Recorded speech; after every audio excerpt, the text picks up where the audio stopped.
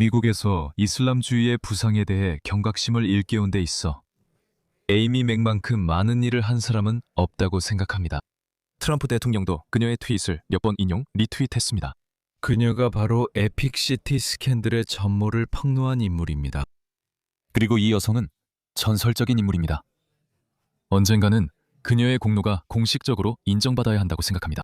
그리고 그녀의 목소리가 미국 전역에 널리 퍼지고 있다는 사실이 정말 기쁩니다. 방금 그녀가 의회에서 증언을 했습니다. 한번 들어봅시다. 이 사람은 에이미 맥입니다. 그녀는 방금 의회에서 이슬람을 맹폭했습니다. 존경하는 의원 여러분, 저는 Rare Foundation USA 설립자 에이미 맥겔버그입니다. 저는 이 나라에 대한 깊은 사랑과 큰 희생을 감수하며 이 자리에 섰습니다. 15년 동안 저는 이슬람이 유럽을 공격하고 미국 내에서 위험하게 확장되는 모습을 기록해왔습니다. 서구 가치를 옹호했다는 이유로 이슬람과 좌파 동맹들이 저희 가족을 표적으로 삼고 우리를 따라다니며 사랑하는 이들의 직업 생활을 망가뜨리려 했고 살해 위협까지 했습니다. 요즘 저는 무장 경호원과 다닙니다. 산책이나 장보기, 현관문을 여는 일도 더는 안전하지 않습니다. 이슬람이 그것을 빼앗아갔습니다. 하지만 이 싸움에서 가장 힘든 점은 제 친구들이 목숨을 잃는 모습을 지켜보는 것이었습니다. 2025년 1월 29일 제 친구 사란 모미카가 이슬람을 피해 스웨덴으로 도망친 이라크 출신 기독교인은 제가 보는 앞에서 잔인하게 살해당했습니다. 스웨덴은 그가 그를 죽인 위협에 대한 진실을 말했다는 이유로 증오 발언 혐의로 재판에 넘겼습니다. 사라는 자신의 암살을 예견했습니다. 그는 이슬람을 비판하면 샤리아법에 따라 사형에 처해진다는 것을 알고 있었기 때문입니다. 1400년 된 전쟁, 이 우리나라 안에서 벌어지고 있습니다. 무슬림들이 예언자라고 부르는 무함마드는 군사 지휘관이었고 그의 사명은 세상을 이슬람의 지배 아래 두는 것이었습니다. 그 사명은 미국이 무너지기 전까지 완수될 수 없습니다. 이슬람은 우리의 자유를 이용해 우리를 파괴하려는 적대적이고 전체주의적인 정치 이념입니다. 모든 비무슬림에게 이슬람은 세 가지 선택지를 제시합니다. 개종하든지, 복종하든지, 아니면 죽음을 맞이하든지입니다. 이슬람은 전 세계의 모든 법정, 학교, 그리고 정부가 샤리아법 아래에 놓일 때까지 멈추지 않습니다. 무슬림 형제단은 이 명령을 현대적인 정복 전략으로 바꿨습니다. 압수된 두 개의 문서, 1982년 프로젝트와 1991년 해설각서는 그들의 두 갈래 전략을 자세히 설명하고 있습니다. 즉, 동화되기를 거부하는 평행 이슬람 사회를 구축하는 한편 신도들이 우리의 기관을 장악하는 것입니다. 자, 만약 제가 돈을 버는 더 좋은 방법이 있다고 말한다면 어떨까요? 바로 올해 흥미로운 일이 일어났습니다. 모두가 에너지 전환과 기후 목표에 대해 논쟁하느라 바쁠 때 현실 세계는 조용히 우리에게 실제로 세상이 어떻게 돌아가는지 상기시켜 주었습니다. 전 세계 인프라가 급성장하고 있습니다. 군사 지출도 급증하고 있습니다. 수십 년 만에 볼 수 없었던 속도로 세계 곳곳의 지역들이 개발되고 있습니다. 그리고 이 모든 것은 한 가지에 달려 있습니다. 바로 철강입니다. 매년 약 19억 톤의 철강이 생산되고 있습니다. 그리고 모든 철강 1톤마다 제철용 석탄이 필요합니다. 단순히 대체할 수 있는 연료가 아니라 대규모로 대체할 수 없는 화학적 원료입니다. 석탄이 없으면 철강도 없습니다. 철강이 없으면 군함도, 전투기도, 인프라도, 현대 방위 시스템도 없습니다. 이것은 이념이 아닙니다. 그건 물리학입니다. 실제로 미국 정부는 최근 석탄 공급망을 확대하기 위해 국가 비상사태를 선포했는데 이 자원이 얼마나 중요한지 인식했기 때문입니다. 이제 포지 리소스에 대해 이야기해 보겠습니다. 포지는 캐나다 증권거래소에서는 FRG, OTC에서는 FRGGF로 거래되고 있습니다. 포지는 공급난의 한가운데에서 자리를 잡고 있습니다. 그들의 대표 자산인 콜롬비아의 라에스트레아 프로젝트는 단순한 투기적 아이디어가 아닙니다. 이 프로젝트는 모든 인허가를 마치고 적극 진행 중이며 세계가 확보하려는 공급망 중심에 있습니다. 그리고 콜롬비아 자체가 미국과의 강력한 무역 연계를 바탕으로 제철용 석탄의 주요 글로벌 공급국으로 떠오르고 있으며 전략적 중요성도 점점 커지고 있습니다. 한편 가격 역시 같은 이야기를 하고 있습니다. 원료탄 가격은 2026년 톤당 240달러까지 올랐습니다. 이는 일시적 급등이 아닌 구조적 공급 부족에 대한 시장 반응입니다. 많은 사람들이 이 현실을 간과하고 있습니다. 지금 가장 큰 원동력은 수요가 아닙니다. 가장 큰 원인은 새로운 공급 부족입니다. 중요한 자원이 부족하면 미리 준비한 기업이 큰 이익을 얻는 경향이 있습니다. 이것이 포지 리소스의 주요 활동 분야입니다. 철강, 에너지 안보, 글로벌 방위 산업의 흐름을 알고 싶다면 꼭 살펴볼 만합니다. 설명란 링크를 확인해 포지 리소스와 그들이 추진 중인 사업에 대해 더 알아보세요. 이제 영상으로 돌아가겠습니다. 그녀가 지어내는 게 아닙니다. 제가 짧은 영상을 하나 더 보여드릴게요. 여러분이 이해하실 수 있도록요. 왜냐하면 제 영상을 정말 많은 분들이 보시기 때문에 어떤 분들은 처음 보시는 분들도 계실 수 있거든요. 그러니까 그녀가 무슨 말을 하고 있는지 제대로 이해하는 것이 여러분에게 중요합니다. 미국에 있는 이 무슬림이 공개적으로 무슨 말을 하는지 한번 들어보세요. 그의 인생의 사명은 마지막 숨을 쉴 때까지 미국 정부, 미국 육군, 그리고 ICE와 싸우는 것입니다. 그들은 공개적으로 말하며 방송도 합니다. 무슬림으로서 제 대답은 이렇습니다. 할 테면 해보세요. 저는 두렵지 않습니다. 왜냐하면 이 육신이 부서진다 해도 그 안에 있는 영혼에는 당신들이 닿을 수 없기 때문입니다. 그 영혼은 계속되고 알라는 당신들을 대신할 것입니다. 제가 그것을 보든 말든 상관없습니다. 하지만 저는 두렵지 않습니다. 저는 미국 정부가 두렵지 않습니다. 저는 미국 육군이 두렵지 않습니다. 저는 ICE가 두렵지 않습니다. 그들이 무엇을 통제하든 저는 두렵지 않습니다. 저는 두렵지 않을 뿐 아니라 위에 언급한 모든 것과 싸우는 것이 제 인생의 사명입니다. 영리하네요. 모든 것에 맞서 싸운다는 뜻이군요. 왜 저에게 말씀하세요? 그 사람들은 아예 다른 목표 체계를 갖고 있기 때문입니다. 그들은 본질적으로 반미적인 사회를 운영하는 데에 대해 다른 생각을 가지고 있습니다. 에이미 이야기로 돌아가죠. 무슬림 형제단이 그 계획을 썼고 오늘날 모든 적대적인 이슬람 정권과 세력이 우리 땅에서 이를 실행하고 있습니다. 사우디아라비아, 이란, 터키, 카타르, 파키스탄, 하마스, 탈레반, 서로 다른 나라와 다른 종파들이 모두 한 정복을 향해 발맞춰 나아가고 있습니다. 이 네트워크들은 미국 전역에 8,000개가 넘는 이슬람 비영리 단체를 운영하고 있으며 텍사스에만 650개가 있습니다. 그들은 별도의 인프라를 구축했습니다. 모스크, 신학교, 학교, 샤리아 은행, 샤리아 법원, 샤리아 클리닉, 자선단체, 미디어, 정치 네트워크까지요. 그들은 동화될 계획이 전혀 없습니다. 텍사스와 플로리다는 무슬림 형제단의 지휘본부입니다. 이 두 곳이 첫 번째 전략의 가장 명확한 예시입니다. 무슬림들이 평생 샤리아 아래에서 살 수 있는 대규모 요새를 건설하세요. 텍사스에서는 테러와 연관된 이맘, 야시르 카디가 에픽시티를 건설하기 위해 싸우고 있습니다. 에픽시티는 402에이커 규모의 샤리아 단지로 북미 이슬람의 중심지라고 불리고 있습니다. 이 사람은 야시르 카디입니다. 모든 무슬림의 궁극적인 충성은 무조건적으로 오직 창조주에게만 있어야 한다는 것이 매우 분명합니다. 즉, 알라. 그가 다시 나오는데 이번엔 더 열정적이네요. 충성은 어떤 국가에 대한 것이 아닙니다. 그것은 국가를 창조하신 분께 대한 것입니다. 그것이 핵심입니다. 그 사람이 바로 에이미가 말하는 사람입니다. 그는 텍사스에 무슬림만을 위한 도시를 만들려고 하고 있는데 최근 텍사스의 워키즘 성향 판사에게 허가를 받았습니다. 하지만 그렉 에벗 주지사는 항소했습니다. 그는 이 도시, 분리된 공동체가 실현되지 않을 것이라 말합니다. 좌파들과 워키즘 신봉자들은 어디에 있습니까? 그들은 분리정책에 맞서 싸웠으면서 이제는 이런 사람들을 지지하고 있습니다. 그 판사는 허가를 내줬죠. 그는 분명히 워키즘 좌파입니다. 아이키에서는 무슬림 형제단 요원 메인 알카이다가 이끄는 8천만 달러 규모의 샤리아 단지가 세워지고 있습니다.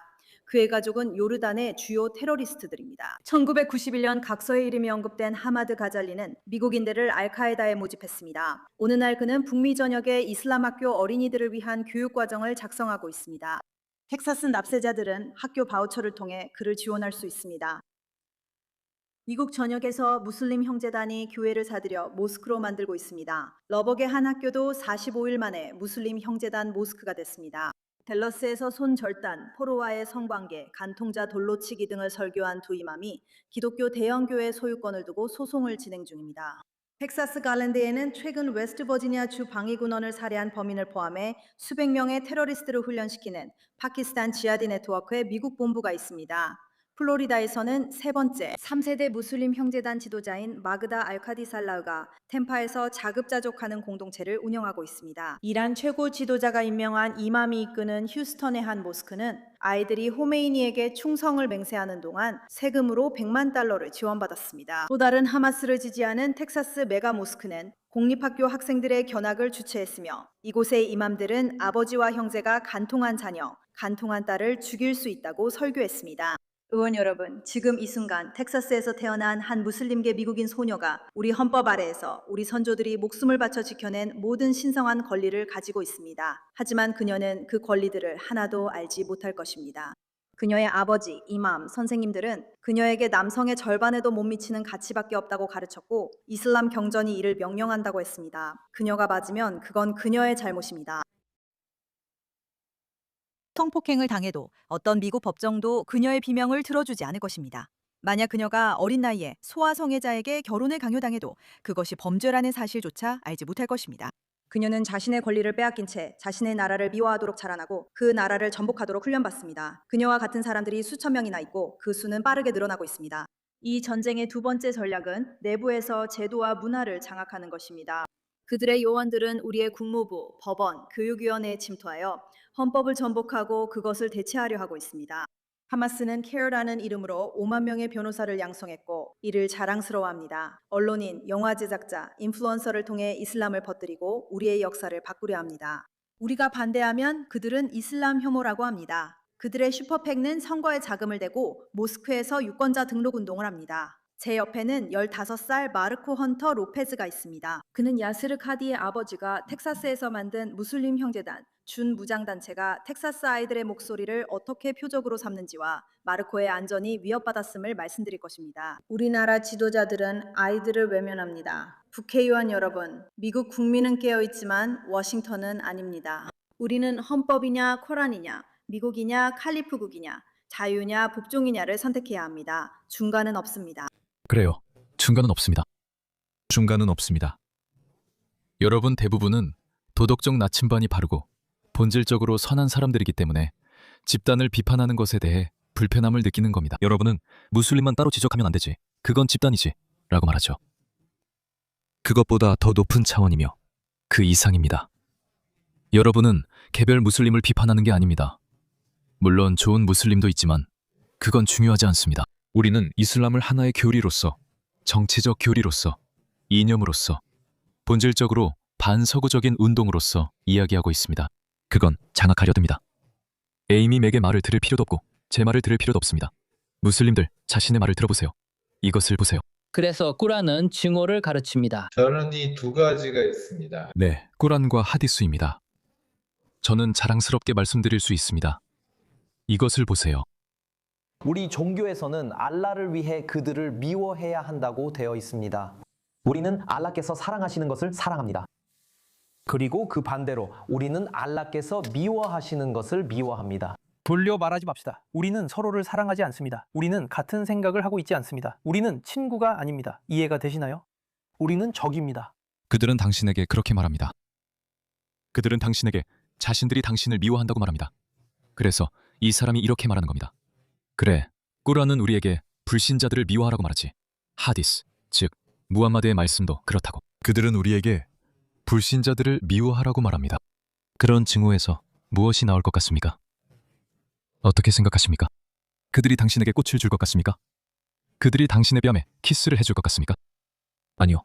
그들은 당신에게 두 가지 선택지를 줄 겁니다. 개종하거나 죽거나. 꾸란에는 유대인을 죽이고 유대인을 노예로 삼고 그리고 불신자들을 죽이라는 구절들이 많이 나와 있습니다. 당신은 그게 괜찮다고 생각합니까? 그건 괜찮아요. 물론이죠. 당연히 미워해야죠. 당신은 누구의 에이전트입니까? 그게 어떻게 평화로운 종교야? 그렇지 않아. 그게 평화든 아니든 네가 어떻게 생각하든 상관없어. 우리는 그런 거 신경 안 써. 이교도의 의견은, 그러니까 불신자들의 의견은 전혀 중요하지 않아. 우리는 우리 할 일을 하고 그걸 끝낼 거야. 알겠어. 그래. 네가 무슨 말을 하는지 어느 정도 이해는 해. 동의하진 않지만 이해는 해. 그러니까 이런 얘기를 처음 듣는 것도 아니고. 그럼 유럽은 어때? 유럽이 이슬람으로 개정할 거라고 생각해? 그리고 유럽에서 이슬람 인구가 더 많아지면, 왜냐하면 무슬림들은 더 많은 아이를 낳으니까. 유럽인들에게 무슨 일이 일어날까요? 예를 들어 독일인들을 생각해 봅시다. 무슬림이 독일 인구의 50%가 되면 그때는 무슨 일이 일어날까요? 50%도 필요 없어요, 여러분. 혁명을 일으키려면 극단적으로 극진적이고 교조적이며 이념적인 사람들만 있으면 됩니다. 이 멍청이들은 모두 이렇게 생각해요. 잠깐만, 무슬림은 겨우 7%, 나 8%밖에 안 되잖아. 아직 멀었지. 50%까지 가야 하잖아. 50% 달성까지 앞으로 50년 더 걸릴 겁니다. 하지만 50년은 그리 길지 않아요. 하지만 50%까지 갈 필요는 없어요. 혁명을 일으키려면 동기가 강하고 독단적이며 이념에 사로잡힌 몇만 명만 있으면 돼요. 그게 전부예요. 지지아를 내고 이슬람 국가는 내부에서 생겨나거나 사라질 것입니다. 그리고 예를 들어 동성애자들이요. 공성애자들. 잭 폴란스키, 이거 보고 있나요? 오원 존스, 이 바보야? 그놈들은 정말 큰 대가를 치르게 될 거야. 완전히 망하게 될 거라고. 많은 게이들이 너희를 지지하고 무슬림을 옹호해. 예를 들어 팔레스타인을 위한 퓨어 같은 단체도 있어. 그들은 너희의 가장 열성적인 지지자들이야. 그건 멍청하고 가짜 이슬람 지지자들 따위는 신경 쓰지 마. 알겠지? 잭 폴란스키와 오원 존스가 첫 희생자가 돼도 난 울지 않을 거야. 에이미 맥이 말했듯이 중간 지대는 없어. 미국을 위해 일어서야 해. 왜냐하면 유럽은 그렇게 하지 않았으니까. 이제 유럽이 점점 용기를 내고 있어. 유럽 사람들도 점점 용기를 내고 있어. 하지만 그들의 정치인들은 그렇지 않았어. 그들의 정치인들은 그들을 배신했지. 그리고 너희 정치 엘리트의 절반도 미국을 배신했어. 하지만 바이든이 미국 남부 국경을 수백만 명의 불법 이민자들에게 열어줬다는 걸 잊지 말자. 너희는 그 사람들이 누구인지 전혀 몰라. 미국은 서구 문명의 마지막 보루야. 만약 미국이 무너지면 그걸로 끝이야. 우리는 공식적으로 두 번째 암흑기로 들어가게 될 거야. 이걸로 끝내자. 많은 사람들이 불안해하는 걸 알아. 좋은 무슬림과 나쁜 무슬림을 어떻게 구분하냐고들 하지만 나쁜 무슬림만 있고 나머지는 중요하지 않아. 모든 무슬림이 서방을 장악하려 한다는 건 아니야. 그런 뜻이 아니고 그들은 중요하지 않아. 나는 늘 이 예를 들어. 독일 인구의 25%만이 히틀러에게 투표했어. 겨우 25%야. 나머지 75%는 어떻게 됐을까? 그들은 히틀러에게 투표하지 않았어. 알다시피 히틀러를 암살하려는 시도가 실제로 50번이나 있었어. 한 번도 성공 못했고 한 명만 거의 성공했어. 그들에게 무슨 일이 있었냐고. 아무 일도 없었고 그들은 아무 영향력도 없게 됐어. 그들의 여자들은 붉은 군대에게 강간당하고 집은 연합군에게 폭격당했어. 그런 일들이 실제로 일어났어. 히틀러에게 투표하지 않은 독일인 75%. 또 침략당했어. 그들은 아무 상관이 없었음에도 불구하고 폭격을 당했지. 그들은 무의미한 존재가 되어버렸으니까. 말했듯이 인구 50%는 필요 없어. 그건 민주주의적 세계관이야. 게다가 민주주의 국가도 꼭 50대 50이나 51대 49 비율이 필요한 건 아니야.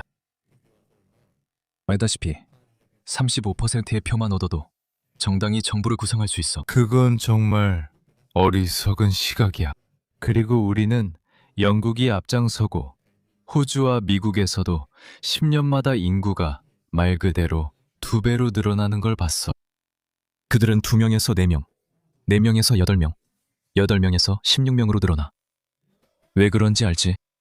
그리고 우리 납세자들이 그 대가를 치르고 있어. 이것 좀 봐. 여기는 네덜란드야. 네덜란드 사람들은 아침 9시부터 오후 5시까지 일해. 열심히 일하고 있어. 세금도 내고 있고. 왜냐하면 유럽은 이런 사람들을 위해 국민들에게 세금 부과하는 걸 정말 좋아하거든. 아무것도 주지 않고 아무런 기여도 하지 않는 사람들이지. 그들은 네덜란드인들의 돈으로 아이를 낳고 있어. 그리고 똑같은 일이 미국에서도 일어나고 있어. 미국은 더 크기 때문에 아직 압박을 못 느낄 수 있지만 이미 일어나고 있어. 소말리아인들이 미네소타에서 한 일도 봤잖아. 호주에서도 중동 출신 사람들이 비슷한 사기를 치고 있어. 나는 그게 자연스럽게 일어난 일이라고 믿지 않아. 예전에는 어쩌면 자연스러운 일일 수도 있다고 생각했었지. 나는 그게 자연스럽게 일어난 일이라고 믿지 않아. 그건 언젠가는 진실이 드러날 거고 우리 모두 충격을 받을 거야. 아니, 어떤 사람들은 정말 입이 딱 벌어질 거야. 나는 이제 그것조차도 믿지 않아. 이건 일부러 이렇게 하고 있다고 생각해. 그러니까 제발 미국아 어떤 서방 국가도 이슬람에 넘어가서는 안 돼. 만약 넘어갈 가능성이 있는 나라가 있다면 그건 영국이야.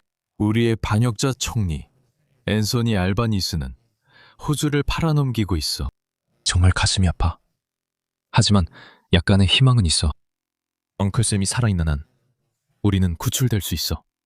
우리는 해방될 수 있어. 영국이 이슬람에 넘어가더라도 미국이 살아있는 한 해방될 수 있다고 생각해.